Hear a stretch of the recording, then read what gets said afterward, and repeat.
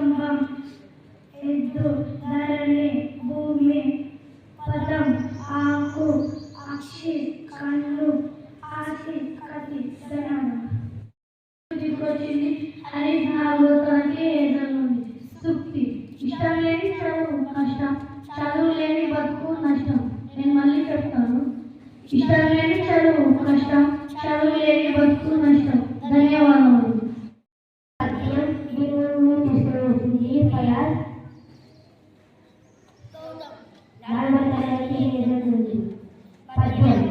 ఏ దేశం ఏదినా ఎందుకు కాలేనా ఏ పీఠమెక్కినా ఎవ్వరేమైనా